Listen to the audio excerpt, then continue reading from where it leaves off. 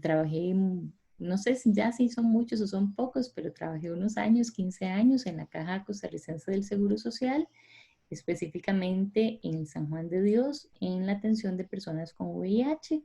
Soy docente de la Universidad de Costa Rica hace aproximadamente 10 u 11 años y ahora trabajo tiempo completo ahí. También pues hago algunos trabajos a nivel individual, a nivel privado pues. Y este tema de la atención a personas con conductas, ideación, gestos, actos suicidas, pues realmente me ha interesado muchísimo desde el inicio de mi práctica profesional, que también me vi muchísimas veces enfrentada a esta atención y también en el proceso académico pues me he ido interesando perdón, en desarrollar también más conocimientos, habilidades para la atención y también pues en algunos espacios de socialización con compañeras en cursos en particular. Entonces, bueno, vamos a iniciar. Yo he denominado esta presentación como Buenas prácticas ante la conducta suicida. ¿Qué significa este título? Pues bueno, que todas las personas, independientemente de nuestra formación profesional, de incluso si no tenemos formación profesional, podríamos estar desarrollando conocimientos y habilidades para saber qué hacer y también qué no hacer frente a una persona o a una familia que está viviendo una conducta suicida. Para nada más puntualizar sobre este concepto, la conducta suicida lo desarrolla, el concepto de conducta suicida lo desarrolla Alejandro Rocamora, un psiquiatra argentino que ha trabajado muchísimo en este tema, y él en la conducta suicida engloba todo lo que se refiere a la ideación suicida, gesto suicida, intentos de autoeliminación, deseos de muerte, historia de la misma conducta, para señalar de que, no independientemente, pero que si se presentan situaciones donde hay una ideación, donde hay un gesto, donde hay una reiteración de estas ideas de muerte, se considera una conducta suicida que debe ser igualmente atendida de manera pronta y de manera urgente. Entonces, esto es un elemento inicial en donde vamos a considerar que la conducta suicida engloba tanto las ideaciones como los gestos o lamentablemente cuando se llega a consumar el acto. Ujú. Bueno, y les decía que son buenas prácticas porque al menos es como el piso base, el ABC de lo que tendríamos que hacer, como les decía, tanto como profesionales o como personas, ¿verdad? Como miembros de una comunidad o de una familia, como una amistad, en grupos, por ejemplo, religiosos, comunales, etcétera, todas las personas podríamos aprender sobre este tema para poder dar una respuesta más acertada. Entonces esto no vamos a colocarlo en el plano metodológico, ¿verdad? A nivel profesional, para esto podríamos desarrollar luego una actividad en particular, sino qué podríamos hacer en general. Bueno, la primera buena práctica que yo quisiera señalar en este plano es la necesidad urgente y apremiante de revisar nuestra propia concepción y percepción ante la idea de muerte.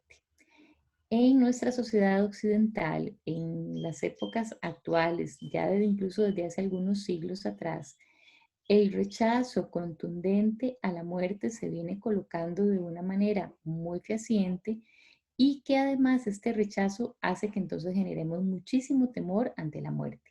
No estoy hablando aquí ni siquiera de una conducta suicida, sino el temor a morir o a que personas cercanas a nosotros o a nosotras lleguen a fallecer.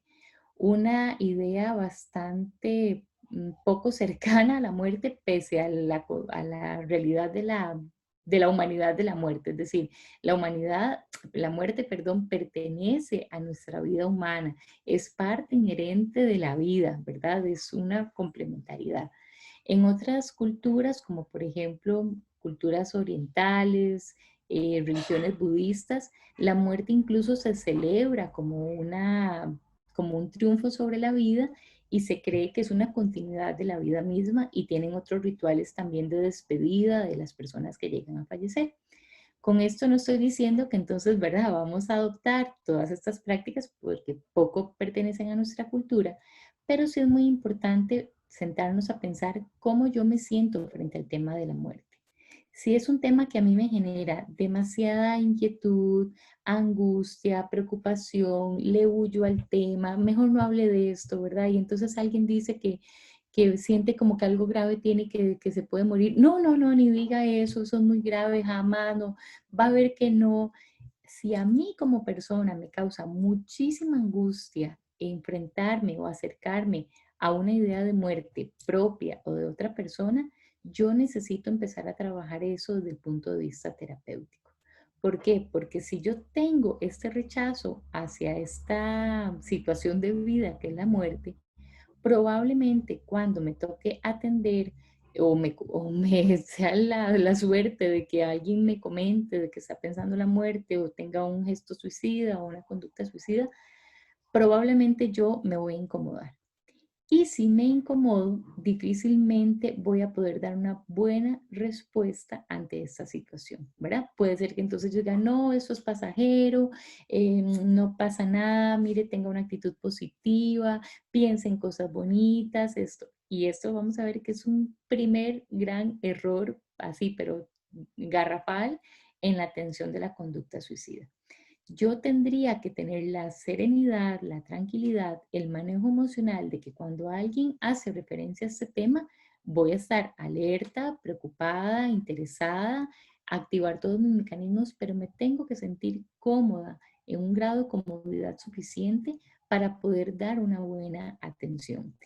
Y eso, trabajar el propio concepto de la muerte de verdad resulta fundamental en estos temas. Yo sé que no es fácil porque en nuestra sociedad y nuestra cultura, por todo lo contrario, se inculca de manera muy fuerte un rechazo hacia la muerte, ¿verdad? Incluso hasta en el mismo personal de salud eh, quienes hemos trabajado ahí, vemos que incluso la resistencia, la pelea contra la enfermedad, en hacer algunas maniobras, incluso en algún momento demasiado extremas, en alargar las agonías de las personas que están en una etapa terminal, en hacer incluso un proceso de encarnizamiento terapéutico, que eso quiere decir que seguir y seguir y seguir, es reflejo de un rechazo a la naturalidad de la muerte en un proceso de vida porque resulta doloroso, etcétera, ¿verdad? Entonces, esta primera práctica es sumamente importante poner atención a nuestra propia percepción, nuestra propia manera de entender y de acercarnos hacia este tema y manejar un poco estas angustias.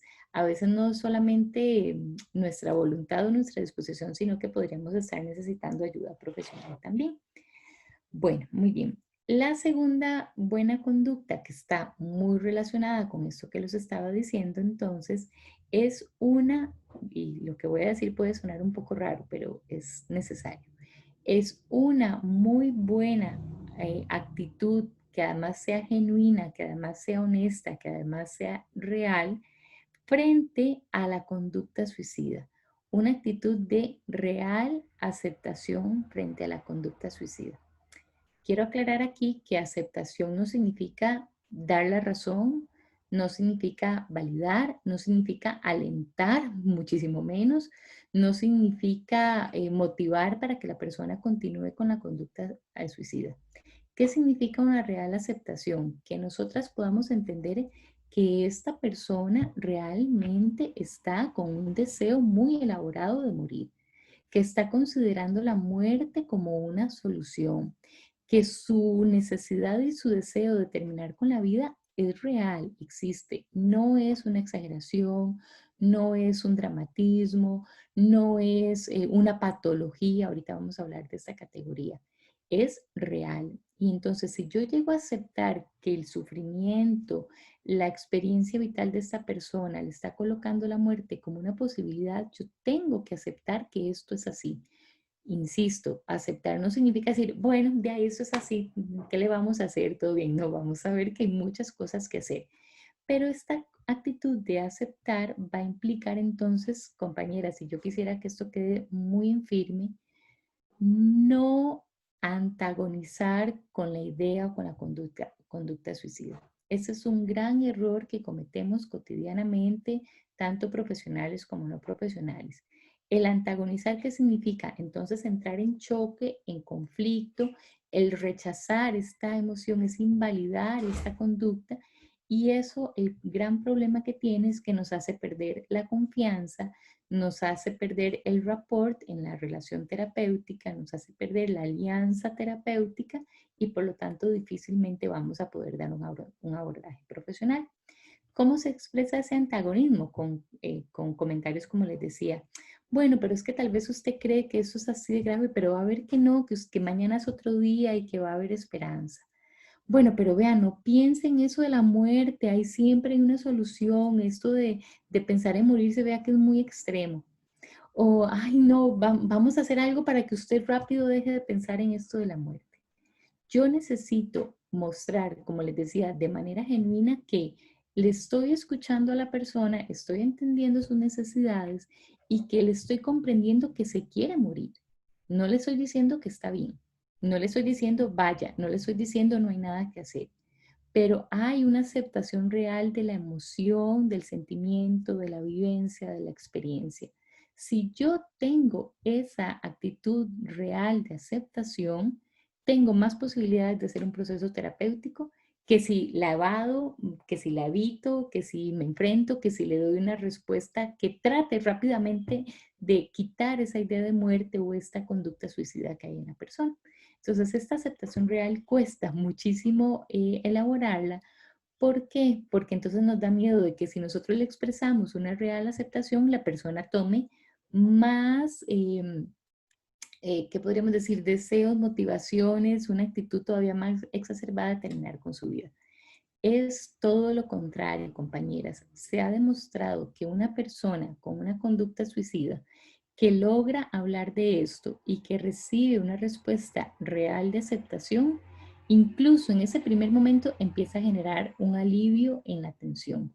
No es que con eso ya basta, ¿verdad? Hay todo un proceso metodológico que hacer, pero está demostrado que si una persona puede hablar con honestidad de lo que de lo que le está pasando, de lo que está sintiendo, nadie la va a juzgar, nadie la va a contrariar, nadie le va a decir que no piense en eso, nadie le va a minimizar lo que siente, tiene más posibilidades de elaborarlo. ¿Por qué? Porque entonces, ya, ¿verdad? No es que estoy loca, no es que es tan grave, o es que es normal, o esto que me está pasando es normal.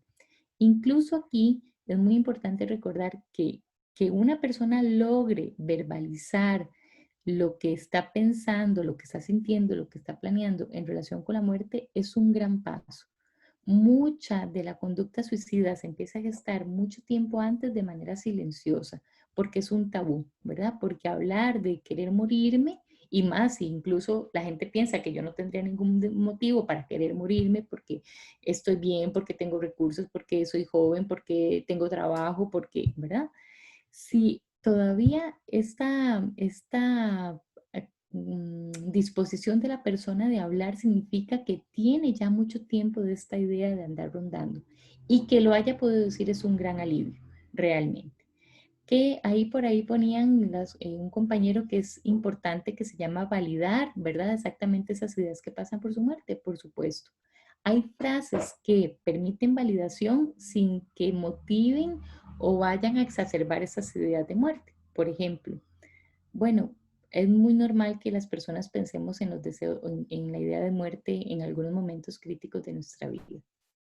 Muchas personas pasamos por esta idea de pensar en la muerte como un alivio, como una solución.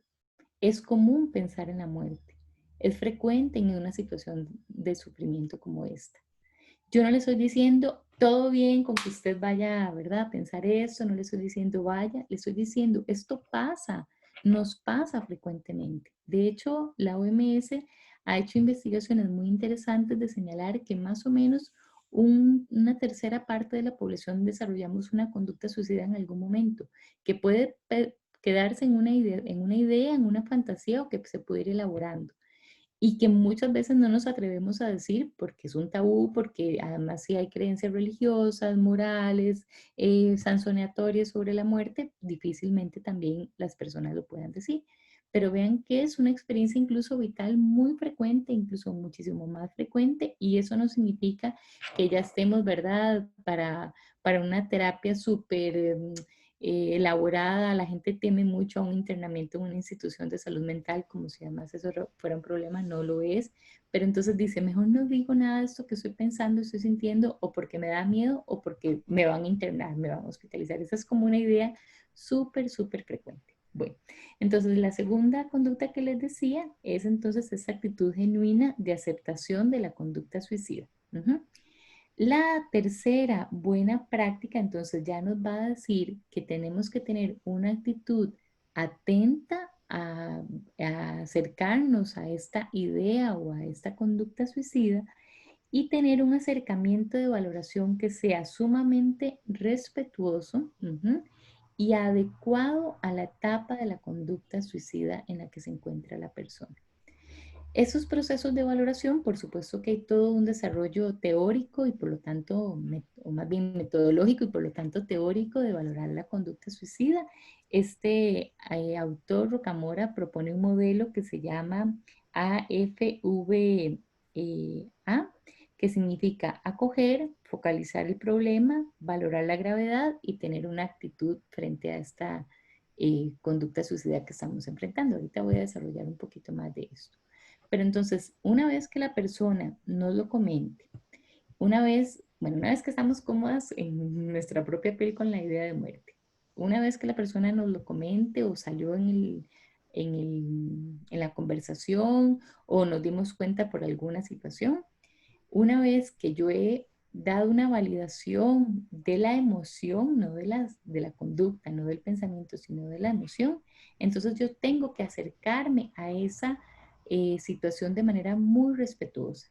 Aquí quiero aclarar que por supuesto que hay un acercamiento profesional para el cual las y los profesionales que trabajamos en la parte psicosocial nos fortalecemos, nos capacitamos y estudiamos y aprendemos, pero también las personas no profesionales pueden tener un acercamiento respetuoso. No les estamos pidiendo que den procesos psicoterapéuticos ni nada por el estilo, pero es una gran oportunidad para encadenar con un servicio de apoyo. ¿Qué quiero decir con esto? Que si una persona, a ver, de la comunidad, por ejemplo, conoce de una situación de una persona que tiene una conducta suicida, esta persona le comentó, estaban hablando, estaban tomando café, estaban en un grupo, estaban, no sé, y le comenta, no debe de huir inmediatamente de esa situación. Debe dar cabida a una atención no profesional, pero sí una atención respetuosa. ¿Cómo? Pedirle a la persona que comente, que si desea, que comente un poco más de lo que está pensando y de lo que está sintiendo. Después de que yo le pudiera decir, bueno, es normal pensar en la muerte, esto nos sucede frecuentemente, esto es parte del sufrimiento humano. Cuénteme un poquito más. Ujú. Es muy importante, recordemos, en la valoración del riesgo suicida, determinar qué tan elaborado está el plan, que si hay algunos obstáculos o algunas situaciones que están impidiendo que la persona tome la decisión en este momento, y si no los hay, es muchísimo más elaborado el riesgo. Y si la persona ya incluso ha elaborado demasiado la fantasía de saber cómo, dónde, con qué, en qué lugar, etcétera. Por ejemplo, hay una diferencia entre las ideas de fuga y la ideación suicida. Las ideas de fuga, por ejemplo, es un deseo de no estar, de desaparecer, ¿verdad? Una expresión muy común es, quisiera como dormirme y no despertarme más. Bueno, entonces ya nos ponemos alertas para saber qué significa esto para la persona. ¿Cuál es nuestro deber? Preguntarle. Nunca debemos interpretar, ¿verdad? Lo que nosotros creemos. Ah, esta persona dice que se quiere dormir y no despertarse. Lo que desea es como cansada. Ese es un error garrafal que no podríamos tomar. Yo le tengo que preguntar, bueno, y cuando usted me dice que se quisiera como dormir y no despertarse, ¿qué es lo que quisiera específicamente? ¿A qué se refiere? Ay, como que nada de eso estuviera pasando. Ah, le comprendo. Y si nada de eso estuviera pasando, ¿cree que no sentiría como ese deseo de no estar? Ah, no, sí, claro, si no tuviera este problema encima, la vida seguiría. Y cuando usted me dice que quiere dormirse y no despertarse más, ¿está pensando en la muerte específicamente? No, no, no, jamás. Lo que estoy queriendo es como que de esto no me estuviera pasando. Ah, ¿verdad? Eso es una idea de fuga. Pero si la persona dice sí, sí, la verdad es que quisiera como no vivir más, Ah, ok, ya tenemos un primer indicio en esta valoración. Después yo necesito sí o sí preguntar un poco más, ¿verdad? Y aquí, por lo tanto, es la comodidad, es tan importante la comodidad que yo tenga para preguntar de este tema. En temas tabúes como hablar de muerte o de sexualidades o de ámbitos como muy privados, nos incomodamos un poco. Entonces hacemos preguntas muy enredadas, le damos mucha vuelta a la cosa y aquí se necesita preguntar de manera clara, concisa y sin temores, mostrando a nosotras una comodidad. Bueno, entonces me dice que ha pensado en la muerte. Cuénteme, ¿ha pensado en que usted quisiera provocarse esa muerte? No, no, no, no. Yo quisiera como ir caminando, recuerdo una señora que me decía, como ir caminando y que me caiga un rayo, ¿verdad? Que me diera un infarto fulminante y ya no saber nada. Entonces, hay un deseo de muerte, pero la persona no está planeando su propia muerte, sino que está fantaseando con que algo le pase y que acabe con su vida. Pero ella en este momento no está pensando en hacer algo en contra de su vida. Ojo con esto, es igualmente de importante, porque si no se atiende ese deseo de muerte, sí puede evolucionar hacia un plan en donde la persona sí esté considerando acabar con su vida. Si por el contrario la persona dice, sí, la verdad es que yo he pensado, hay un puente cerca de mi casa donde pasan muchos carros y cada vez que yo paso por ahí pienso, ¿qué pasaría si yo me tiro de aquí? ¿Qué pasaría si me tiro cuando venga pasando un camión ¿verdad? Ojo, ya hay todavía más riesgo. ¿Por qué? Porque la persona ya no solo fantasea con la muerte, sino que está pensando en formas, ¿verdad? De cómo morir. Ya hay una elaboración de un plan. Si además la persona nos dice, sí, yo pienso que mi familia además tales días no está, son los días en que yo me quedo sola. Recuerdo una señora que me decía, yo todos los días veo una viga en la sala de mi casa de madera y pienso si esa viga me va a aguantar para poder provocarme la muerte ahí. Todos los días veo esa viga y pienso, ¿verdad? Y hay una fijación con el plan, piensa en qué momento lo puede hacer, cuál es el momento en donde puede tener más éxito, qué Karina, obstáculos tendría que evitar. Ujú. perdón, con permiso, hay una pregunta. Dice el compañero Víctor que qué tal si los adultos mayores dicen, yo quiero que Dios me lleve ya. Ujú. Sí, esas son señales no solamente en personas adultas mayores, en cualquier persona que deben de indagarse. Por eso les decía que no nos tenemos que quedar con una interpretación propia. Yo no puedo decir, bueno, esta persona de, claro, con esta edad lo que espera de la muerte. O una persona, por ejemplo, con una enfermedad en la cual ha sufrido mucho a nivel físico, que ha enfrentado muchísimo dolor físico, desgaste, muchos años de tratamientos, medicamentos, dolores, etcétera. Uno podría decir, bueno, esta persona, claro, está agotada de su sufrimiento y está pensando en la muerte. No, yo tengo que preguntar, bueno, cuando usted dice que quiere que Diosito lo lleve ya, ¿qué es lo que está pensando? Ay, no, es que ya muchacha, ya estoy cansado, esto no. Y ha pensado en hacer algo para que eso pase, en lugar de que Diosito se lo lleve, que esto pase por cuenta propia, por su cuenta. Ah, sí, la verdad es que veo los medicamentos que me manda el doctor y pienso qué haría si me los tomo. Ujú. Ya ahí vemos que hay una elaboración. Podría ser que no. Realmente, compañeras y compañeros, vamos a nuevamente recordar que la idea de muerte se presenta como una idea de solución. Y en una persona o que puede estar ya en una etapa muy avanzada de su vida, que piensa que eso es lo que corresponde y si además está enfrentando una enfermedad, un dolor físico o dolores físicos, situaciones de mucho sufrimiento, realmente es que la muerte se presenta como una solución. O sea, esto lo tenemos que tener súper claro y es lógico, es razonable, no es justificable, no es para alentarlo, ¿verdad? Pero entonces tenemos que indagar, no podemos nosotras asumir una interpretación de que esta persona sí tiene una idea suicida o no, ¿verdad? Ok, entonces les decía que qué tanto elaborado está el plan es una alerta, pero así indiscutible. Entre mayor elaborado esté el plan, mayor el riesgo, ¿verdad? La tercera cosa que tendríamos que evaluar en este momento entonces es qué tanto acceso tiene a los medios con los cuales está pensando acabar con su vida. Esta viga, el puente cerca de la casa y pasa por ahí todo el tiempo, un arma de fuego, acceso a medicamentos, a drogas. Si la persona también tiene accesos a medios, es muy importante alertarnos porque el riesgo es mayor. Y además, si estos métodos que está pensando son sumamente letales, ¿verdad? El pensar, por ejemplo, en un arma de fuego y que en mi casa hay una pistola y yo puedo tener acceso a esa pistola, es muchísimo más alarmante. Todo es preocupante, pero quiero decir que, que las alarmas todavía son mayores que una persona que dice, sí, yo he pensado en que me puedo tomar esos medicamentos que me dan, pero resulta ser de que los medicamentos no tendrían un efecto tan letal, por ejemplo. Ujú. Entonces, no es que vamos a decir, ah, bueno, está pensando en tomarse un blister de acetaminofén, todo bien. No, ¿verdad? Insisto, todo requiere atención, pero entre más grado de letalidad tenga el medio, más vamos a estar alertas. Y la otra cosa que yo les decía, creo que es la cuarta, de la valoración de la conducta, es si hay obstáculos o personas o situaciones que estén deteniendo a la persona de tomar esta decisión. Esta señora que me decía de la viga me decía, pero la verdad es que yo pienso que qué van a sentir mis hijas cuando entren a la casa y me vean ahí. Solo esa sensación de decir no quiero provocarles este sufrimiento a mis hijas, la había detenido.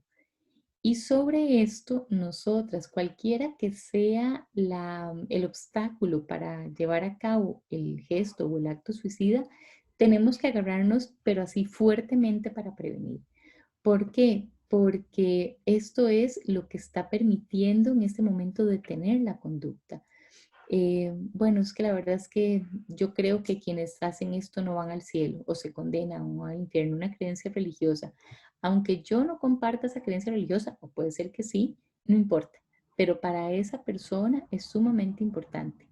Yo recuerdo un muchacho que me decía esto, ¿verdad? Como me da mucho miedo condenarme, me da mucho miedo que si yo hago esto en contra de mi vida, me condene el resto de la vida. Yo no soy una persona creyente, practicante de una religión, pero me agarro de esto y le dije, bueno, efectivamente nadie sabe qué pasa después de la muerte. No podríamos tener seguridad de que vaya a haber paz o que vaya a haber tranquilidad si usted llega a cometer este acto. Nadie lo puede saber.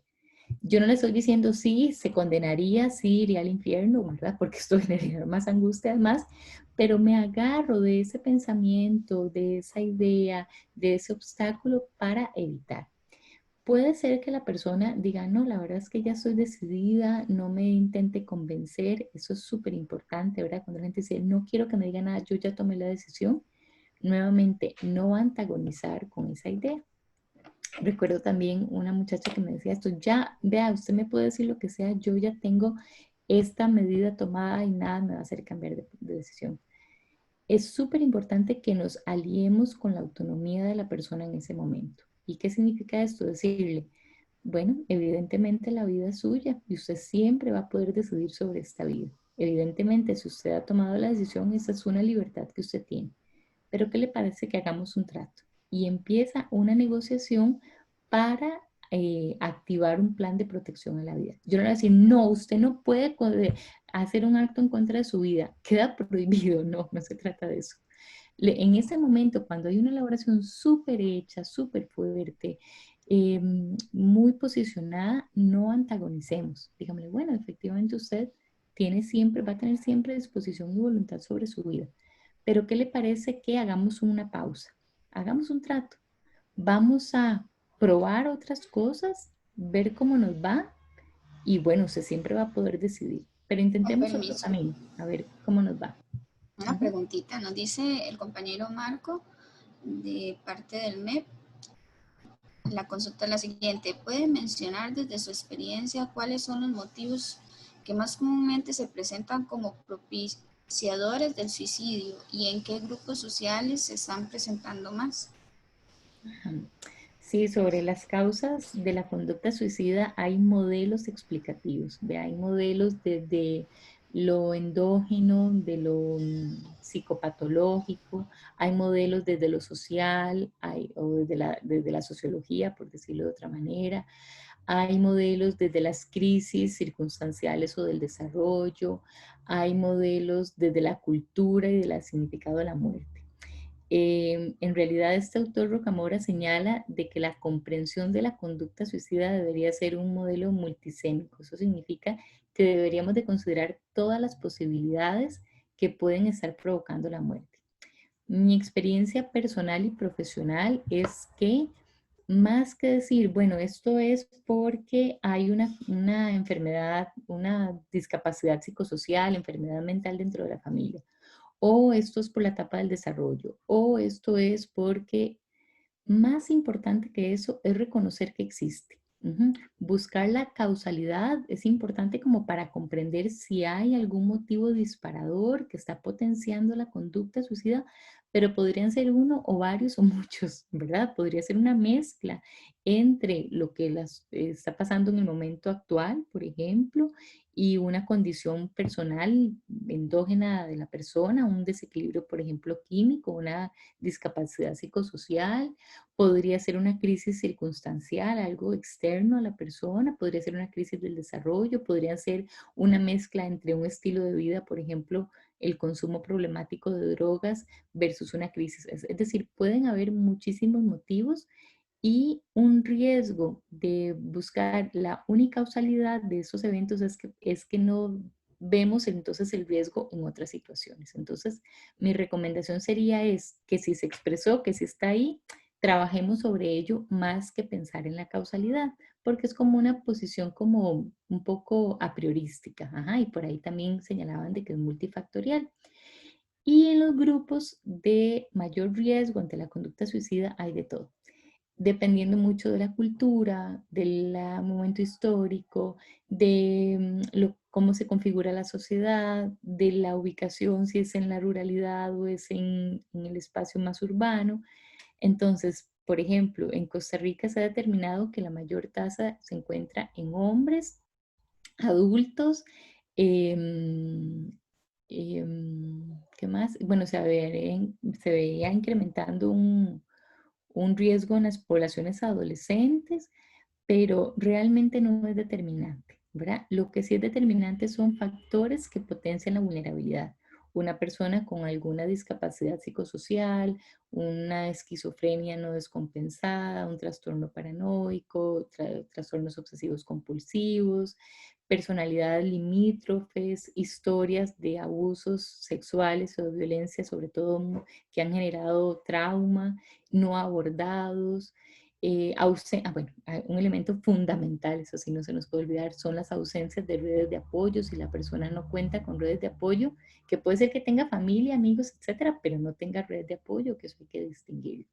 Entonces, yo le diría que la mirada tendría que estar centrada en la persona más que en los indicadores, ¿qué podríamos decir? Epidemiológicos de la conducta. Hay cosas que nos pueden alertar, pero nos tendríamos que centrar en ese momento en la persona.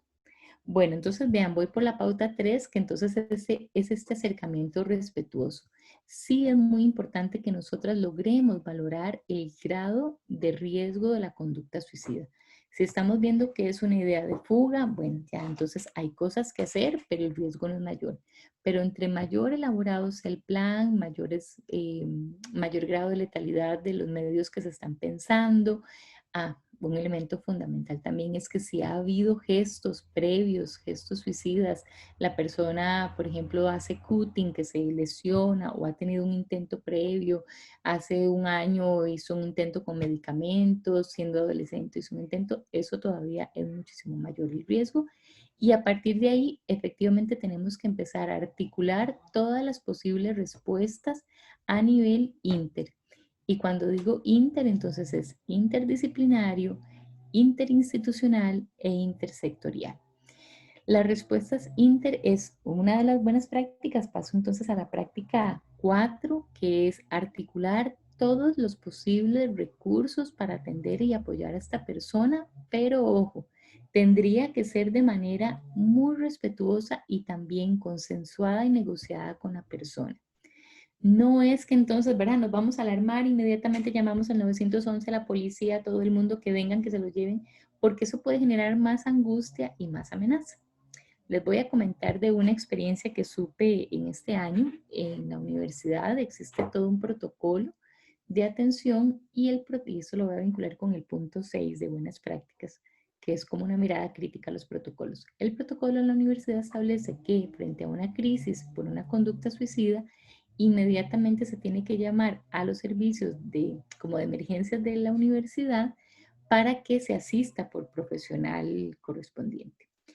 El novio de una de las estudiantes estaba pasando por una crisis vital relacionada con el estrés académico y en situaciones familiares y le comentó a un amigo que se sentía muy desanimado, que quisiera dejar todo botado, que estaba pensando en ya dejar todo, en que la idea de muerte había andado cerca, etcétera.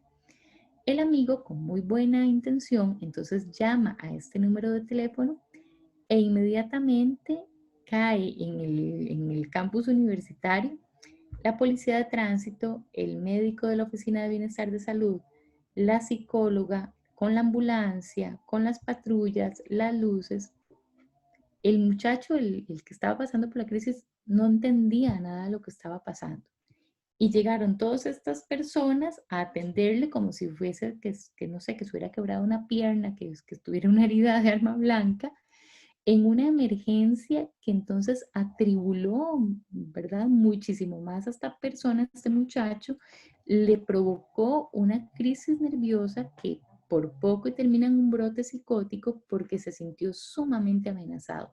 No entendía nada de lo que estaba pasando, llegó un montón de gente, la ambulancia, la patrulla, etcétera, y fue tanto la reacción emocional de esa situación que terminó con un internamiento en una institución de salud mental, pero más provocada por esa respuesta. Entonces, articulándolo con la práctica, con la buena práctica número 5, los protocolos existen para guiar la atención, pero no se pueden aplicar de manera indiscriminada sin considerar la particularidad de esa persona. A este muchacho nadie le dijo como, ¿te parecería si llamamos a alguien que nos pueda ayudar? Vamos a conversar con alguien, puede venir a alguien en este momento. La atención interinstitucional, interdisciplinaria, intersectorial, se tiene que acordar y negociar con la persona para evitar la resistencia. Recordemos que la persona está aferrada en la idea de muerte como una posible solución. Y si inmediatamente, ¿verdad? De un pronto a otro, yo estoy aquí, llega la psicóloga, llega el psiquiatra, llega quien sea, y yo ni siquiera, ¿verdad? He dicho que quiero, ¿verdad? Puede ser un efecto muchísimo más amenazante y menos asertivo en la intervención. Entonces, los protocolos, a mi criterio profesional, son instrumentos súper importantes, pero que se tienen que utilizar de acuerdo a un razonamiento, a una crítica, a una reflexión de cómo lo debo de utilizar en este momento en particular. En la caja, por ejemplo, también pasa que frente a la conducta suicida, el protocolo establece que la persona sea valorada en el servicio de emergencias. Vean, en este momento de COVID y antes también, esto es una medida, a mi criterio, poco eficiente, excepto que que la idea sea sumamente elaborada y el riesgo sea vital, pero no porque entonces la persona me diga yo inmediatamente te agarro a esa persona y me la llevo para la sala de emergencias, porque entonces le van a decir que tiene que esperar, va a esperar ahí un montón de horas hasta que llegue el especialista, lo pueda valorar. Muy pocas veces el especialista o la especialista indica un internamiento, excepto que el riesgo sea mayor. Entonces, esa medida, aunque fue pensada como un mecanismo de protección, podría ser contraproducente. ¿Qué sería más lógico? Ver qué se puede articular en ese momento. Si yo puedo llamar a alguien, puedo comentarle, mire, estoy atendiendo a esta persona, pasa esto y eso, ¿usted cree que puede venir? ¿O cuándo podría ser el momento en que usted la pueda atender? Hablarlo con la persona y ofrecerle, vea, hay estas posibilidades, podemos hablar con esta persona, yo le puedo referir a este lugar, aquí le van a estar esperando, le van a atender en tanto tiempo, pero hacerlo desde un marco de respeto a la autonomía y al derecho a la decisión de la persona a tomar estas opciones. Nunca de una manera paternalista o maternalista invalidando la autonomía de esta persona.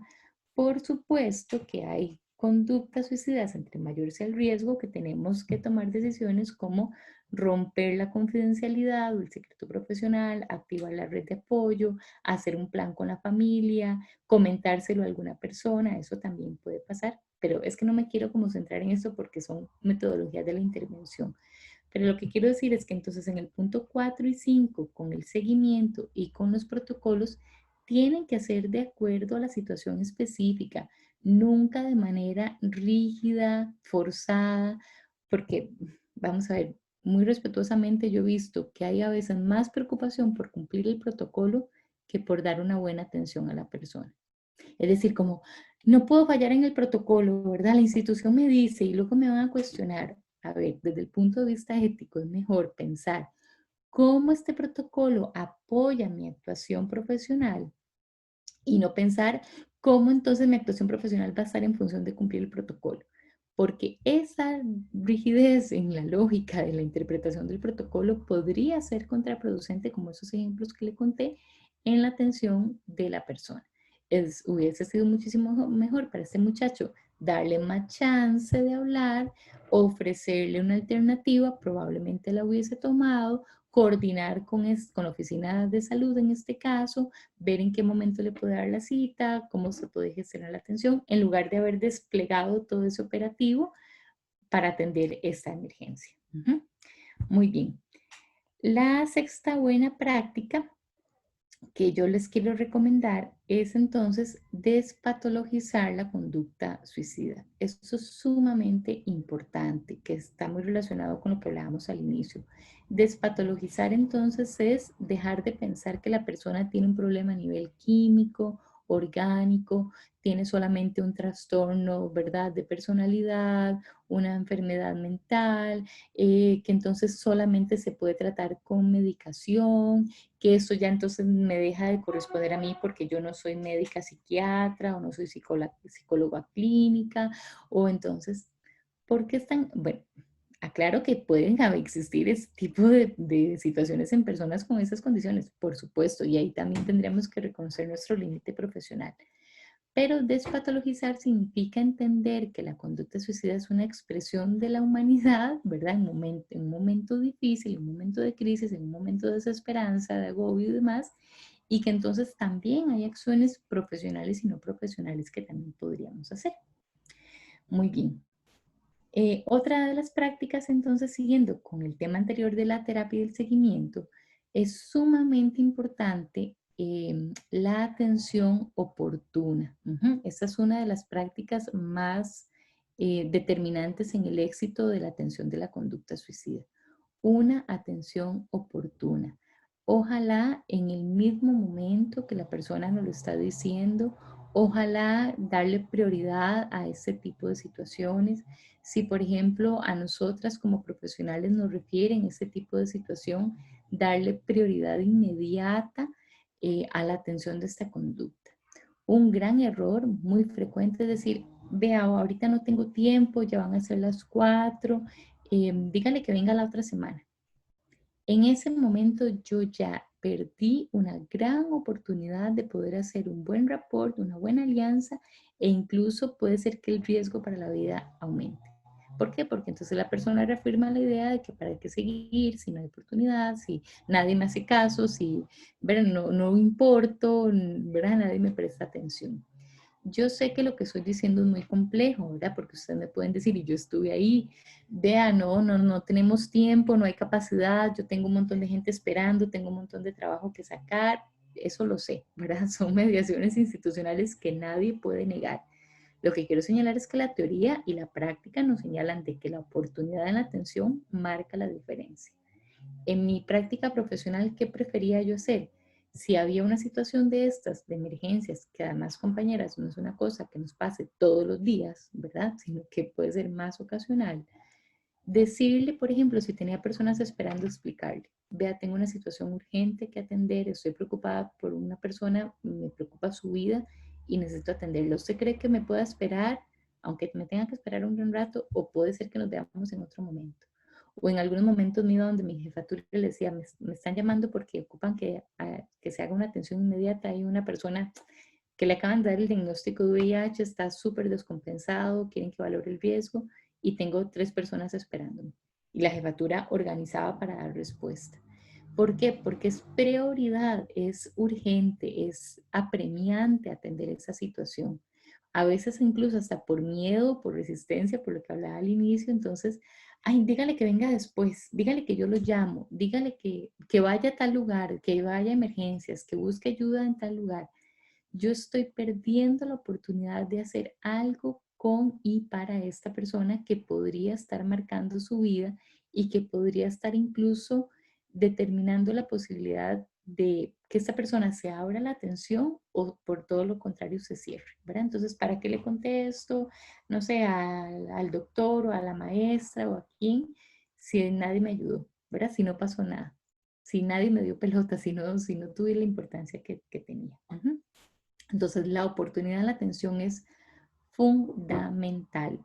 Yo quisiera tener una respuesta mágica para decirles, ay, vean, en ese momento su trabajo se va a desaparecer, no importa que usted se extienda más tiempo, no, yo sé que es un esfuerzo mayor, un sacrificio mayor, pero que vale la pena hacerlo, tanto para la vida de esa persona como para el seguimiento futuro. En teoría de crisis también reconocemos el principio de oportunidad como un determinante clave en el éxito de la elaboración y finalización de la crisis. Entre más temprano y mejor sea la atención de esta crisis, más oportunidad de poderla elaborar y resolver hacia el crecimiento. Si la situación de crisis, por ejemplo, no se atiende en un momento oportuno, pasan semanas, incluso meses o a veces hasta años, eso llega a evolucionar en una conducta o en una situación más compleja y más difícil de abordar en ese sentido también. Bueno, y le señalaba entonces también que este autor plantea en el seguimiento estas 4 tareas de acoger, de focalizar el problema, de valorar la gravedad y de nuestra actitud frente a la conducta suicida. En acoger es algo que todas y todos podríamos hacer a través de la empatía, de la escucha real, asertiva, constante, activa, presente, ¿verdad? A través de la validación de emociones y sentimientos y a través del no juzgamiento. No necesitamos nada más en este punto de acoger, es decirle, ¿verdad? Acoger es esto, ¿verdad? Abrazar, recibir, atender, de que la persona pueda depositar en ese momento, en ese lugar, sus angustias, sus temores y demás, y nada más nosotros decirle, entendemos, entendemos que está pasando por esto, comprendo que está pensando en la muerte. Es no, no es razonable, es parte de los procesos de vida pasar por esto. Recordemos que validar, insisto, no significa estar de acuerdo con, no significa dar la razón, no significa justificar. Significa entender que la emoción de la persona existe, es real, está ahí, está en medio y necesita atenderse. No necesitamos en esta etapa de acoger nada más que escuchar de manera activa y obviamente devolver, porque muchas veces la gente decía, no, yo lo escuché, ¿verdad? Yo estoy así todo el rato. Ajá, entiendo, claro. Ujú, ujú. Pero si yo no devuelvo nada, no le digo nada a la persona, no le expreso esta validación, créanme que la gente no diga, ay, qué bien, ¿verdad? ¿Cómo me escuchó de manera activa? La gente se sintió como a veces incluso hasta en un interrogatorio. Y vieran, no, yo le conté, le contaba, y no me decía nada, y no me devolvía nada. Y bueno, la gente no decía, no me devolvía nada. Y fue rarísimo, era como estarle hablando a una pared. Claro, y la persona profesional o un profesional le escuchó súper bien, pero no tuvo una devolución, ¿verdad? En ese sentido. Carl Rogers nos hablaba de todos los mecanismos de reformulación para poder hacer devoluciones en ese momento que la persona sienta que le están escuchando. Luego, es súper importante focalizar el problema, y aquí enlazo con la pregunta que estaban haciendo anteriormente.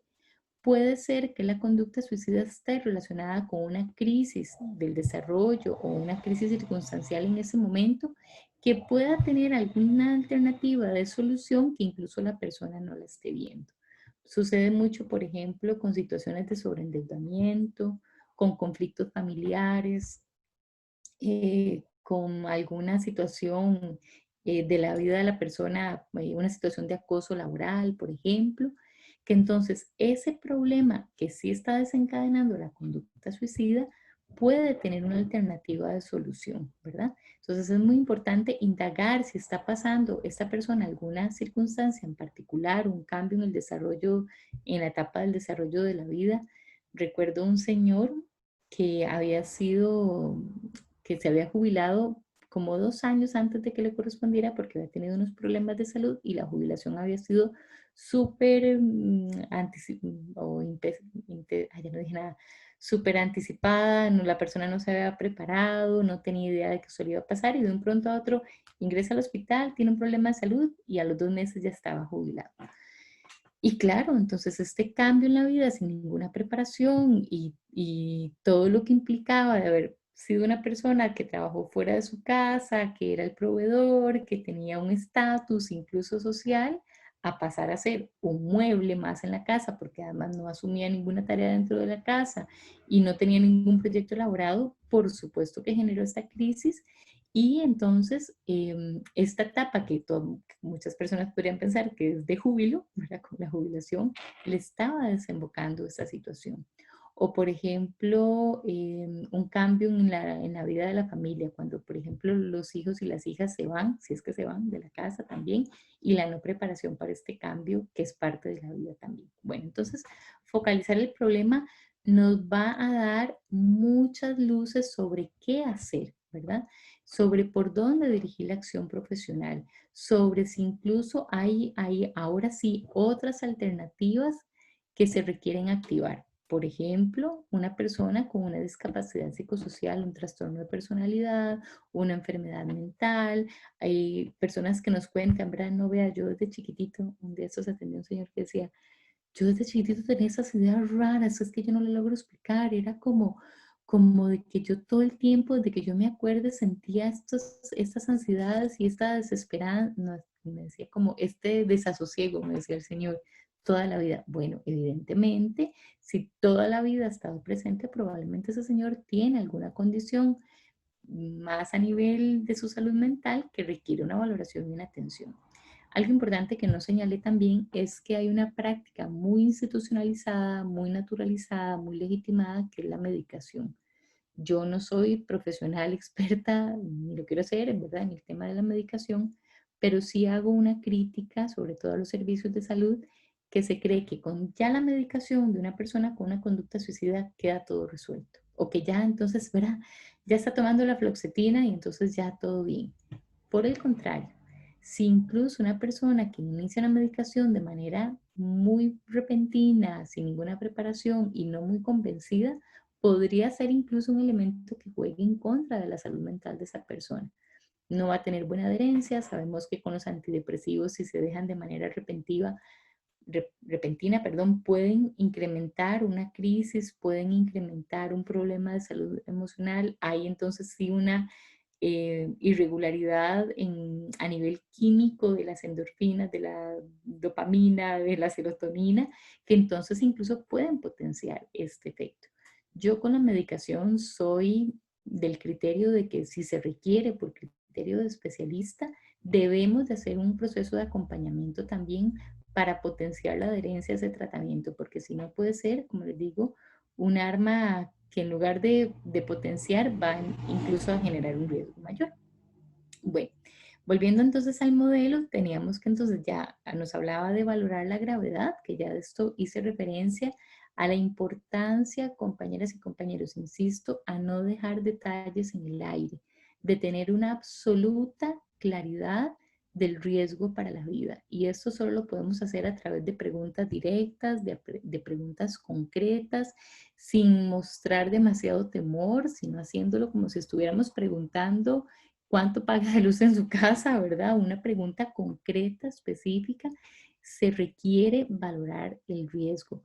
No puede ser que termine la sesión ¿verdad? Y digamos, mira, esta persona, eh, ¿cómo estará para el riesgo para su vida? No, ese es un error que no podemos dejar pasar. Tenemos que tener claridad absoluta del riesgo para poder activar lo que se requiera a nivel profesional o a nivel inter, ¿verdad? Esto es sumamente importante. Nosotras en la universidad hacemos procesos de simulación en situaciones de crisis y hay una sesión sobre la conducta suicida y se nota la incomodidad de las personas de abordar ese tema, entonces preguntan muy por encima o preguntan de manera muy general o hacen interpretaciones, no, una estudiante me decía, no, profe, esta persona no tenía ganas de matarse, ¿cómo sabe? No, porque dijo que a veces siente ganas y a veces no. Eso no es un indicador de que no tiene ganas de matarse. Es un indicador de que tiene una ambivalencia y la ambivalencia se utiliza a favor en los procesos terapéuticos, pero la conducta suicida probablemente sí esté. A usted le faltó preguntar, tenía que haber sido específica, puntual, indagar sobre este elemento en específico. ¿Ok? Entonces, valorar la gravedad y ahora sí, la actitud profesional y la actuación profesional que yo pueda tener con y para esta persona. Si dentro de mi escenario profesional o mi formación o el trabajo que yo tengo asignado no me corresponde hacer esta intervención, no la hagamos. O incluso si yo no le puedo dar el seguimiento que yo requiero para que esta persona requiere, perdón, no nos comprometamos y entonces decirle, sí, ¿verdad? Yo la voy a atender y resulta ser de que no tengo espacio en la agenda, no tengo tiempo, no tengo posibilidad o no tengo las herramientas. Aquí sí hay que tener una actitud autocrítica, ¿verdad? Y de conocimiento de cuáles son mis límites profesionales y activar toda la red que se necesite para la atención de esta persona con esta conducta. Y finalmente, la última buena práctica que necesitamos trabajar es la actuación con la red de apoyo que esté disponible, que sea efectiva y que vaya a generar un recurso de protección para esta persona. Ojo que estoy hablando de la red de apoyo, porque muchas veces, ¿verdad? Asumimos de que entonces es con la familia. Entonces yo voy a llamar a la mamá, voy a llamar al hermano, voy a llamar y resulta ser de que el conflicto está acentuado con algún miembro de la familia. O resulta ser de que algún miembro de la familia tiene, por ejemplo, una posición súper religiosa, sancionadora, culpabilizadora, y entonces llega a la casa y le van a empezar a decir que cómo es posible que esté pensando en eso, que si no cree en Dios, que vea que la vida es muy bonita, y empiezan a antagonizar. O bien tienen una indiferencia como, ay, vea, bueno, de ahí, aquí tenemos muchos problemas en esta casa y yo no puedo estar asumiendo por nada el cuidado. Entonces, nosotras tenemos que tener claro quiénes son las personas, si hay, que están ahí en posibilidad de asumir un apoyo. ¿Cómo se sabe esto? Pues obviamente preguntándole a la persona. Bueno, cuénteme un poquito, en momentos difíciles en que usted estaba, que pasan su vida en este o en anteriores, ¿hay alguien con el cual usted se sienta en confianza de hablar? Ay, sí, vea, yo tengo una amiga que esa amiga para mí es como mi hermana. Ese es el recurso de apoyo. Aunque en la casa viva con fulano, fulano, fulano, es quien la persona identifique como una posibilidad de apoyo, de escucha, de validación. Puede ser algún miembro de la iglesia, puede ser una amistad, puede ser un familiar, por supuesto.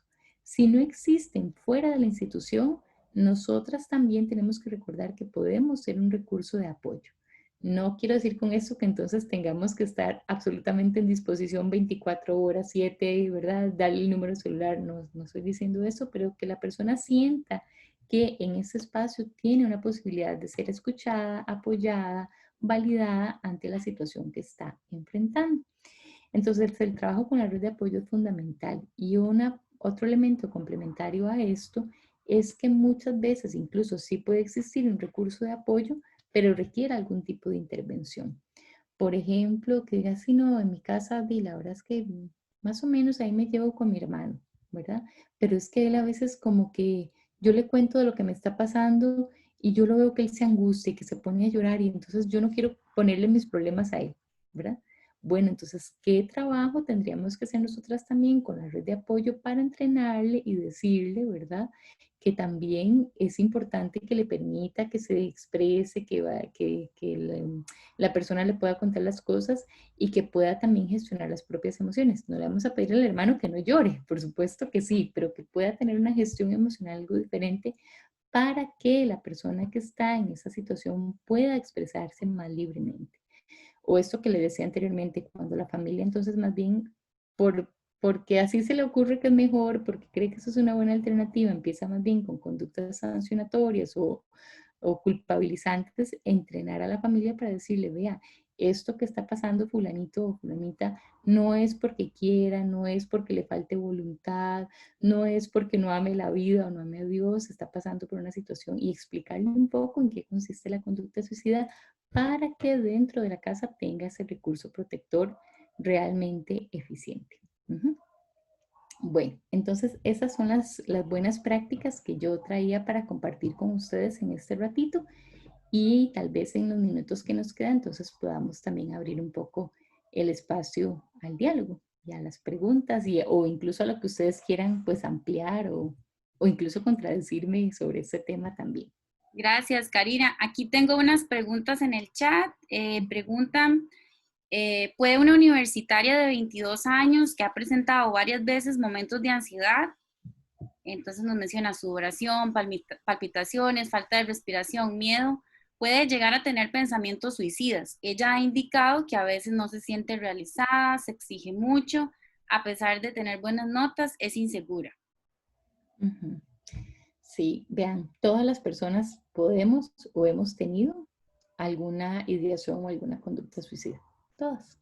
O sea, es parte, ¿verdad?, de nuestra condición humana. Si esos indicadores que están señalando en la pregunta son una alerta, ¿verdad? Esta persona está pasando por una situación emocional muy apremiante, pero no podríamos decir, ah, esto va a desencadenar en una idea o una conducta suicida, o ya la está, o no, no lo está, solamente una crisis de ansiedad, de preocupación, de estrés extremo. ¿Cómo podemos saber? Preguntando. Por eso les decía que la valoración específica y puntual es clave en este momento. Si yo estuviera atendiendo a una persona con esos síntomas, claro que estaría atenta y claro que lo preguntaría y claro que estaría como muy alerta, pero no podemos señalarlo de manera priorística. La única manera que podemos conocer sobre la ideación o la conducta suicida es valorando, es acercándonos al tema de manera puntual. Muchas gracias.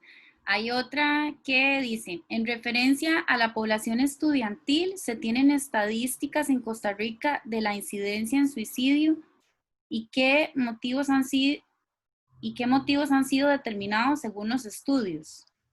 Ujú. Vamos a revisar, tiene unos datos aquí, por lo menos en Costa Rica, sobre la conducta suicida, que no los creí que los tenía aquí un poco más a mano. Pero vean, estos datos los pueden recuperar en el Ministerio de Salud, en los registros estadísticos o epidemiológicos del Ministerio de Salud, pero incluso hay comportamientos muy variados por zonas geográficas, ¿verdad? Recordemos, por ejemplo, lo que está sucediendo en la zona de Los Santos, donde la tasa de conducta, de gestos y de suicidios consumados ha ido aumentando recientemente, perdón, pero por ejemplo en Talamanca, en personas adolescentes y personas jóvenes es la tasa más alta que hay. En la zona de Los Santos es la tasa más alta del país en general, pero son personas adultas. En Talamanca son personas jóvenes y adolescentes muy relacionado con la conducta. Entonces también hay que particularizar en el momento, en el espacio geográfico, en el momento histórico sobre estos datos. Yo estudié salud pública, reconozco la importancia de conocer el comportamiento epidemiológico de algunas condiciones, pero yo les diría que esto es insuficiente, ¿verdad? Porque yo diría, ah, bueno, en Alajuela, donde yo vivo, en Alajuela no, la tasa es bajísima y todo, y eso entonces me podría hacer a mí como bajar la guardia o decir, no, en esta población el riesgo es muy bajo y no pasa nada. Ojo con esto, porque entonces yo ya estoy pensando de que como la tasa no se presenta, la incidencia mayormente en esta población, en esta localidad, ¿verdad? Ya es un factor protector. Sí, sí hay, ¿verdad? Si yo estoy trabajando en Talamanca y hay personas adolescentes y esto es una conducta muy presente en esta comunidad, voy a estar más alerta, por supuesto. Pero los datos epidemiológicos se utilizan para estar atentas a alertas, pero no para discriminar si entonces sí puede suceder o no puede suceder la situación. Muchas gracias. Además, nos preguntan, me gustaría saber si a raíz de todo lo que ha ocasionado la pandemia ha tenido un impacto significativo en el tema del suicidio. No he visto que se haya tocado este tema en ninguna parte. Sí, pues yo no tendría autoridad legal ni científica para decirlo, ¿verdad? No he conocido tampoco ningún estudio prospectivo o incluso retrospectivo sobre este tema. La verdad es que no lo sé, pero me atrevo a pensar que por supuesto que sí, ¿verdad? Me atrevo a pensar que las crisis de ansiedad, la desesperanza, la angustia, la soledad, los problemas financieros, económicos, el desempleo, los duelos, ay, bueno, eso es un elemento que olvidé decir también, los procesos de duelo, en personas, sobre todo en personas adultas mayores, es un potenciador de la conducta suicida, ¿verdad? Si la pareja de adultos mayores vivió 40 años juntos y uno de ellos fallece, esta otra persona tiene un alto riesgo en algunos estudios, pero bueno, me imagino yo que también los fallecimientos por COVID y la manera en que además se están elaborando o no elaborando estos duelos,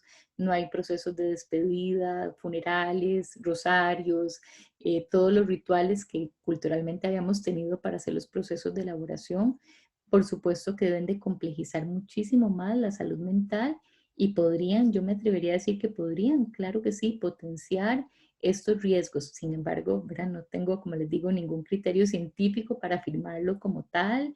No he conocido ningún estudio relacionado con, probablemente se deben de estar registrando y quienes están en los servicios de salud también incluso podrían darnos más información sobre este tema. Finalmente, Karina, bueno, tenemos una pregunta aquí, dice, un adolescente que recurra a cortarse y tener crisis de ansiedad y depresión es una alerta. ¿Y cómo se puede ayudar? Claro que es una alerta, claro que es una alerta y claro que hay que indagar sobre esta conducta. Ay, ya, eso es algo importantísimo. Vean, es que estoy un poco cansada y por eso ando más dispersa, pero por dicha que estos espacios me permiten recuperar algunos elementos. Vamos a ver, una revisión que tenemos que hacer de manera muy frecuente y de manera muy crítica es reconocer que los gestos suicidas, como el cutting, como el cortarse, como el tomarse un blister, aunque sea de acetaminofén, como un accidente que no es tan accidente, ajá, son mm, indicadores de una conducta suicida. La sociedad también ha desvalorizado, ha ridiculizado, ha menospreciado los gestos suicidas, mal llamándolos llamadas de atención o, ¿verdad?, acting outs. Sí son llamadas de atención, pero no desde una posición narcisista o egocéntrica o, ¿verdad? No, es que imagínense lo grave de que una persona sienta que así puede tener la ayuda que necesita, que haciéndose cortadas, lesiones, atentando contra su vida, aunque la conducta sea con un medio muy superficial que no va a causar un daño severo, muchos de los errores, tanto de profesionales como de no profesionales, es decir, ah, no, esa chiquilla lo que está llamando la atención, lo que quiere es la atención de los papás, es que es una rebelde y eso es un error terrible, ¿verdad? Porque ya estamos menospreciando la conducta, estamos pensando en que no es nada o que es una mala crianza o que es una rebeldía, sobre todo en las adolescencias, y entonces pasamos de largo la oportunidad de hacer algo con esta persona. Entonces los acting outs o los gestos suicidas o la conducta para suicida no debe de menospreciarse nunca. Sí son llamados de atención, pero de que a esta persona está pasando por un problema que necesita ser atendido. Y nunca para decir que eso es como una necedad o como una rebeldía o como una majadería de esta persona. Cuidado, eso es un error que nunca deberíamos de caer y que sí es muy frecuente también. Y entonces, respondiendo a la pregunta en particular, por supuesto que esta persona adolescente requiere una atención pronta, urgente y hasta una articulación con una red de apoyo familiar que pueda ejercer como un rol más protagónico en el cuidado y en la vigilancia también, que hay además medidas más específicas como por ejemplo mantener siempre una vigilancia. Recuerdo con una persona usuaria también adolescente, creo que ya tenía como 18, 19 años, con una conducta bastante elaborada y entonces en la casa negociaron con ella quitarle la puerta del cuarto, que es una ruptura de la privacidad, que por supuesto, pero una medida inmediata en ese momento para evitar que la persona estuviera a solas y pudiera atentar contra su vida. No digo que eso se tenga que hacer, ¿verdad? Pero fue una medida que se tomó en ese momento. La otra cosa que también, aprovechando que estamos hablando sobre esto y decir que la conducta, que los gestos suicidas se tienen que tomar en cuenta, al mismo tiempo, otra cosa muy importante de considerar es que siempre en la conducta suicida hay un ejercicio de autonomía. ¿Qué quiero decir con esto? Que muchas veces las personas que están siendo atendidas por servicios profesionales, que están en un proceso farmacológico, recibiendo tratamiento, psicoterapia, apoyo familiar y todo se está ejecutando al pie de la letra, permanecen y desarrollan, ¿verdad?, en la conducta suicida, incluso hasta llegar a consumarlo lamentablemente. ¿Por qué? Porque no podemos pensar que fijo esto lo podemos resolver, que fijo esto lo vamos a poder eh, a enfrentar y que la persona ya entonces se le elimine la conducta, el deseo, vaya a estar bien. Incluso este autor comenta de un caso de una vecina de él que atendió como durante 2 años una chica adolescente con una conducta súper desarrollada, imagínense además el nivel de especialización de este hombre, y le daba procesos de psicoterapia, medicación, trabajo con la red de apoyo y demás, y lamentablemente la chica llegó a consumar el suicidio. ¿Por qué? Porque hay un ejercicio de la autonomía. Por supuesto que la persona está decidiendo sobre su vida. No es que vamos a decir, ah, si la persona lo decidió, ya está, ¿verdad? El destino ya está echado, como diríamos. No, hay cosas que hacer, pero al mismo tiempo hay un límite de la familia, de los profesionales, de la comunidad, de entender, bueno, hicimos todo lo posible, todo lo que se nos ocurrió, todo lo que pudimos. Y esto también se trabaja mucho con las familias, que eso es un tema aparte, ¿verdad? Cómo trabajar con quienes sobreviven al suicidio. Y cuando digo sobreviven, no es solamente quienes tienen una conducta suicida y afortunadamente no lo logran consumar, sino también son familias, personas cercanas, de cómo desculpabilizar, por ejemplo, eso es súper importante, de cómo desmitificar sobre esta conducta, de cómo incluso las personas, los familiares que sobreviven, tienen derecho a estar enojados o a sentir resentimiento y cómo hay que trabajarlo también en procesos de duelo. Uh-huh.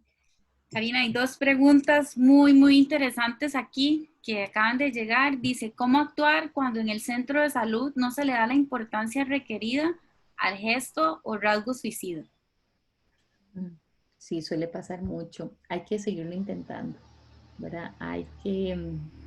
Primero hay que tratar, a ver, si yo nos trabajo en un centro de salud y refiero a alguien al centro de salud y veo que yo siento que la respuesta no es la adecuada, a mí me parece que una muy buena práctica profesional es tratar de ponerme en contacto con el personal de salud y explicarle la situación y decirle lo que está pasando. Mire, si la persona fue a emergencias y nunca llegó el psiquiatra y le dieron la salida porque estaba muy lleno de emergencias y no pasó nada. Contactar ojalá a un homólogo, si yo soy TS, y tratar de contactar a la TS, psicóloga, etcétera, o no, ¿verdad? De manera interdisciplinaria, es incluso una medida súper estratégica y además yo creo que muy ética, ¿verdad? Porque incluso yo le puedo decir a la persona, vea, vaya a tal lugar, pregunta por fulana, ella ya conoce de su situación, le va a indicar para cuándo la cita, va a buscar alguna alternativa para usted. El sentido de referencia es muchísimo mejor hacerlo de manera personalizada que no por la vía administrativa. Tome, lleve esta ahorita, vaya a ver quién la puede atender y qué le pueden decir. Entonces yo creo que también hay prácticas profesionales para tratar de garantizar. Yo diría que si no encontramos que el servicio de salud no le está dando una buena respuesta, igual hay que seguirlo intentando. Nunca podríamos decirle a la persona, ay, qué torta, ¿verdad? No la atendieron, bueno, ya no vuelva. ¿Verdad? Hay que volverlo a intentar, pero buscar qué obstáculos hay ahí de por medio que se tengan que resolver. Y la última pregunta dice, en caso de población primaria y la persona afectada nos da como persona de confianza un compañerito, es decir, otro menor de edad, se puede utilizar como red de apoyo, es decir, el compañerito. No, a ver, todo lo que sume bien, ¿verdad? Pero no, en población más vulnerable, con autonomía progresiva, como una persona menor de edad, hay una responsabilidad legal de la familia y de la comunidad y del Estado de generar esa protección. No podríamos endosarle a otra persona menor de edad la responsabilidad de ejercer una red de apoyo. Claro que si el amiguito o la amiguita es una persona afectiva importante desde el punto de vista afectivo, relacional, vincular, por supuesto que puede sumar, pero la estrategia de protección tiene que gestarse desde la familia y en población menor de edad compañeras y compañeros, no podemos dejar de informar a la familia y elaborar un plan con la familia. Incluso eso sería hasta un problema ético y legal no hacerlo, ¿verdad?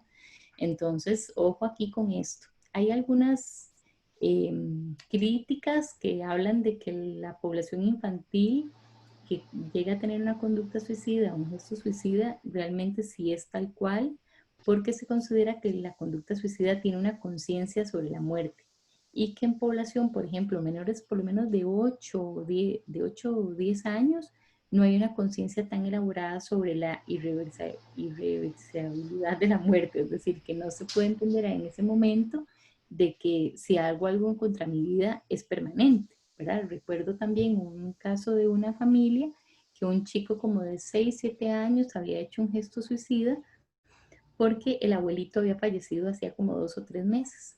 Y el chico lo que luego comentó fue que él quería ir donde el abuelito, que él quería ir a ver al abuelito y luego seguir, ¿verdad? Con el resto de su vida. Es decir, no estaba pensando una conciencia de voy a terminar con mi vida, ya no quiero seguir viviendo. Entonces también con población pediátrica hay otras particularidades que considerar.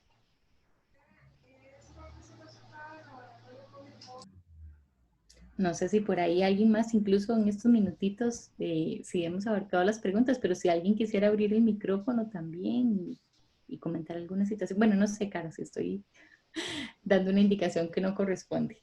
No, no. Adelante, quien desea hacer una pregunta con mucho gusto. Este es el... O incluso ampliar sobre algún concepto o algún tema.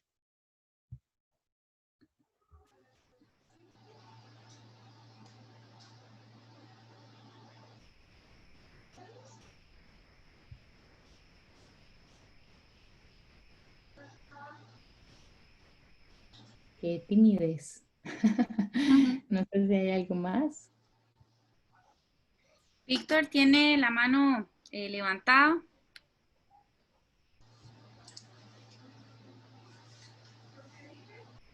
Adelante, compañero. Sí, es que estaba intentando activar el audio.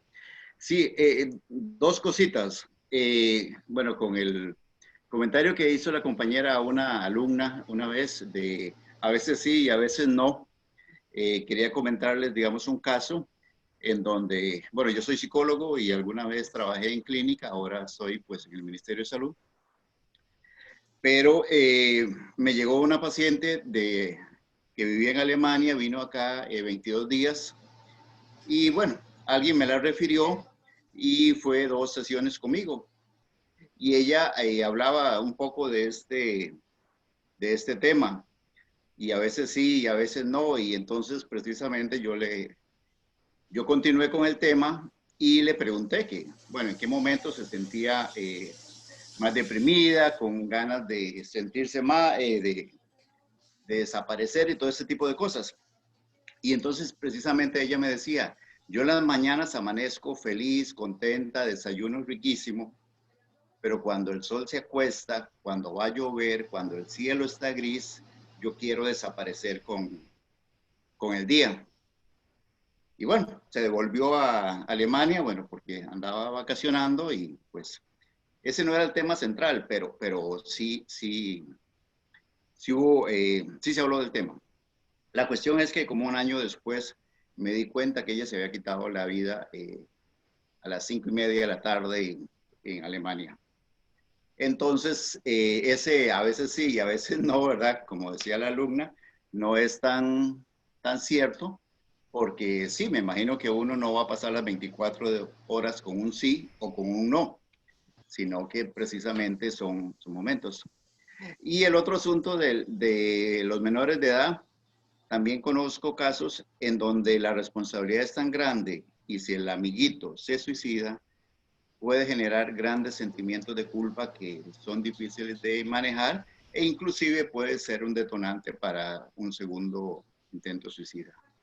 Ese era mi comentario. Gracias. Sí, coincido. Este autor señala que la ambivalencia en la conducta suicida es una característica inherente a la conducta suicida, ¿verdad? Que no hay una totalidad de absoluto deseo de morir y nada, ¿verdad? Me hace cambiar de opinión, nada me hace dudar, no tengo sentimientos encontrados. Y al mismo tiempo, por supuesto, que no hay un deseo absoluto de vivir de esperanza y demás, sino que la persona se mueve en este grado de ambivalencia. Y que más bien la ambivalencia puede ser utilizada a favor durante la intervención. Porque si incluso la persona está ahí, por más elaborado que haya tenido el plan, pero está ahí, está siendo atendida, llegó al servicio, está hablando con nosotras, es que hay algo que le está haciendo replantearse, dudar, cuestionarse o detenerse sobre la elaboración de este plan y darle una actuación que vaya en contra de su vida, y que esa ambivalencia es la que hay que utilizar como un factor protector, ¿verdad? Como incluso cuando la gente tiene un plan súper elaborado, dice, no, ya he tomado la decisión, lo tengo súper claro. Bueno, ¿qué te hizo venir para acá? Estar hablando acá conmigo. En ese momento la persona como que se descuadra. No vine porque me dijeron que era. Bueno, pero me has contado cosas súper importantes. Eso también habla de que en vos podría ser, ¿verdad? Que haya una necesidad de hablar.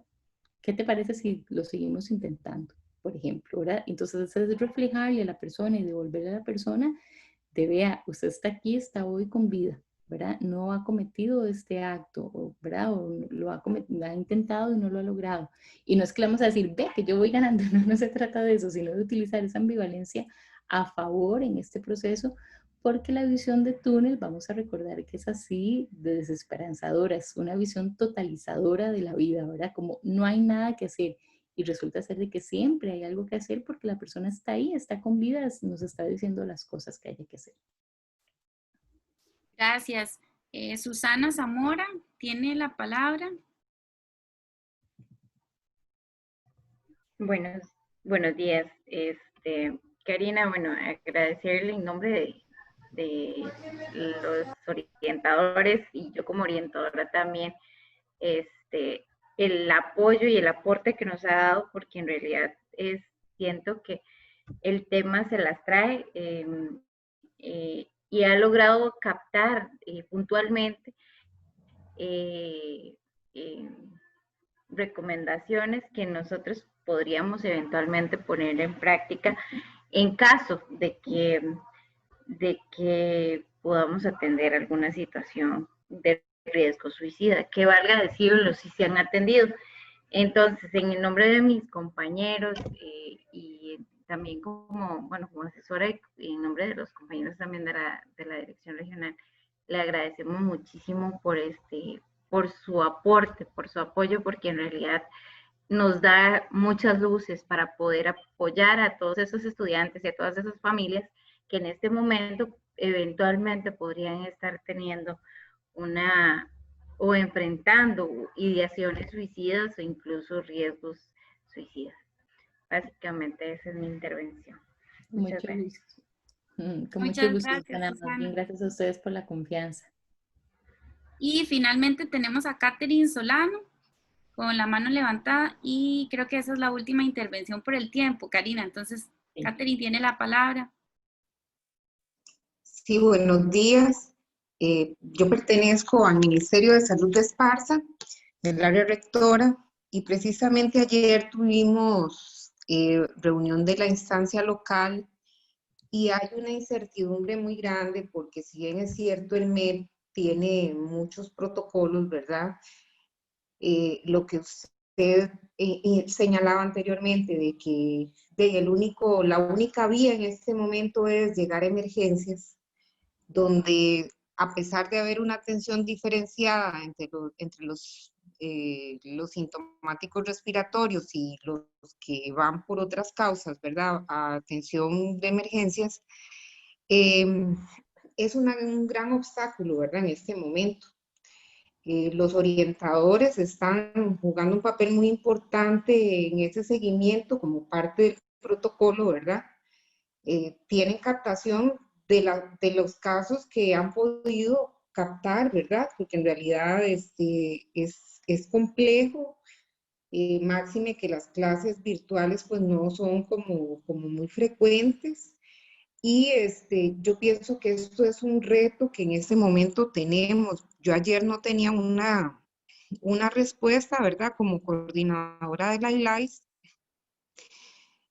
a sabiendas de la dinámica que hay en este momento, de que esa es la vía en este momento para poder referir situaciones. En el caso específico de Esparza, las situaciones que hemos conocido no necesariamente son adolescentes, son niños de 7 años, de 8 años, de 12 años, o sea, en realidad es muy preocupante y es el factor protector del ámbito educativo, de ir ellos a la escuela, esto ha debilitado muchísimo más todos estos factores de riesgos asociados a los niños, ¿verdad? Y jóvenes que están inmersos en el sistema educativo y bueno, ¿y cómo estarán los que no lo están, verdad? Llámese de adultos o jóvenes adultos. Pienso que las instancias locales y la instancia regional han venido a aportar un espacio muy importante. Sin embargo, me queda esa gran duda y más bien con su intervención me quedo como preocupada, ¿verdad? Porque en realidad, ¿cómo llegar la madre ahí?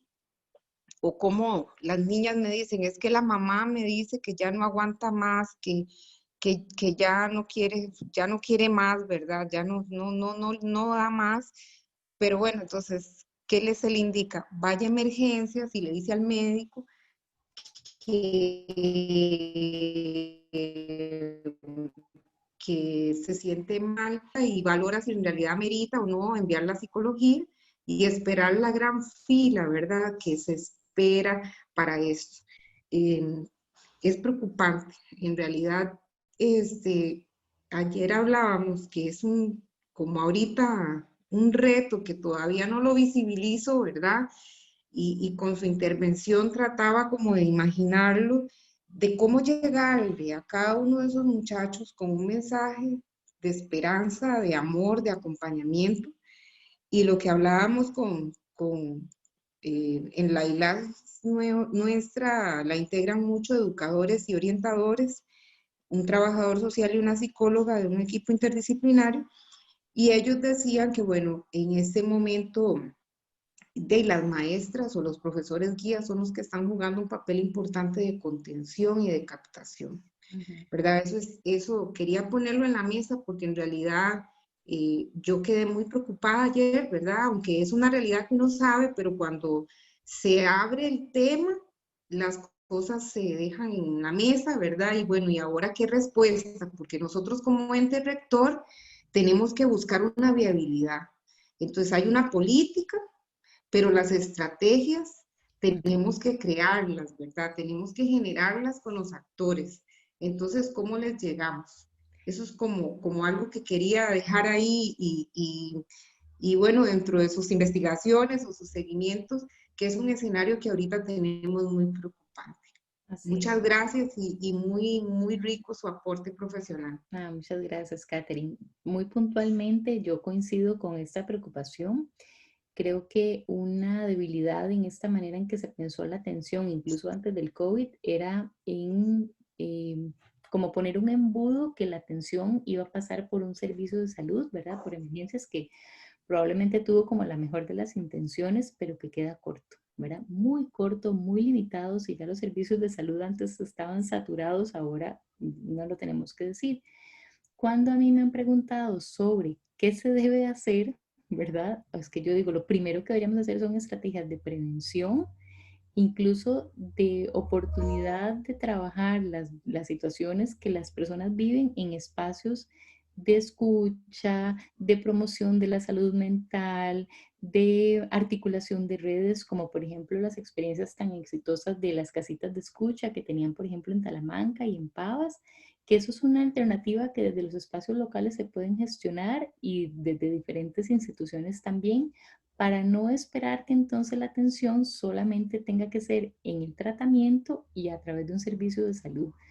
Brevemente les cuento que nosotros ahorita en la Universidad de Costa Rica, en la escuela, abrimos un proyecto de atención psicosocial para estudiantes y estamos teniendo sesiones grupales virtuales, ¿verdad? De escucha, de validación, algunas cosas de promoción de la salud, que creo que en este momento se hacen urgentes también. La articulación desde los espacios locales y no a través de la espera de una atención en un servicio de salud.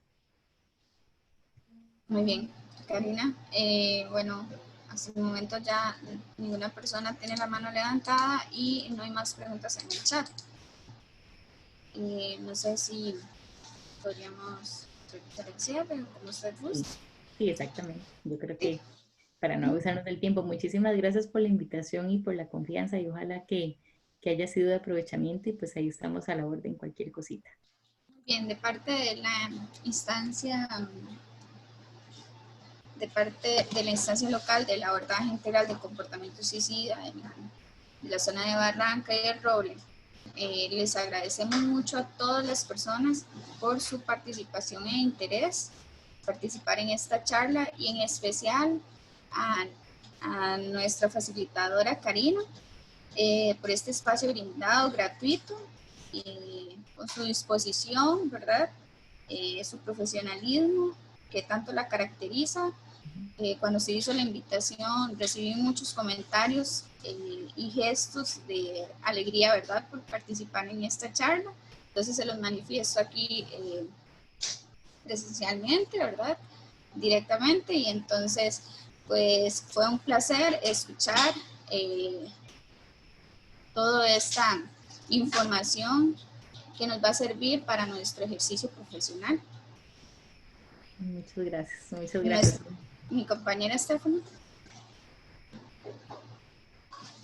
Ay, perdón, agradecerle, Karina, de verdad, por este espacio y agradecerle a todas las personas que se pudieron conectar. Y bueno, esperamos que sigamos replicando, ¿verdad?, estos espacios de aprendizaje y conocimiento.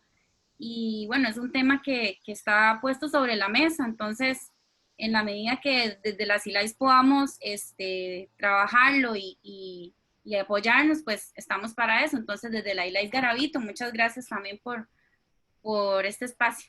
Que tengan un buen día. Gracias, gracias a ustedes, que pasen muy bien. Igual, que tengan lindo día.